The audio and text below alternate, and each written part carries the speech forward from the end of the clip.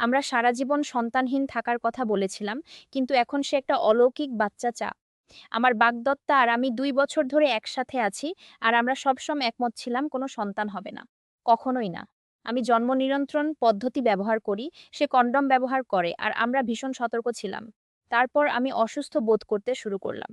বমিভাব, মাথা ব্যথা আর সারাক্ষণ ক্লান্তি। আমি ভেবেছিলাম কোনো ভাইরাস জ্বর, তাই ডাক্তারের কাছে গিয়েছিলাম, কিন্তু তারা আমাকে জানাল যে আমি ৭ সপ্তাহের গর্ভবতী। আমি ভেতরে একদম ভেঙে পড়েছিলাম। আমি ভেবেছিলাম আমার জন্ম নিয়ন্ত্রণ পদ্ধতি ব্যর্থ হয়েছে, আর গর্ভপাত করানোর সময় আমি চেয়েছিলাম আমার সঙ্গী আমার পাশে শক্ত হয়ে থাকুক। কিন্তু যখন আমি তাকে জানালাম, আমার পৃথিবীটা যেন উল্টে গেল। আমার ভদ্দূর করার বদলে সে আমাকে বলল যে আমরা খুব ভালো বাবা-মা হতে পারবো। আমরা এটা আটকাতে এত চেষ্টা করেছিলাম বলে সে এটাকে সত্যি একটা অলৌকিক ঘটনা বলে ডাকল। আমি বিশ্বাসই করতে পারছি না।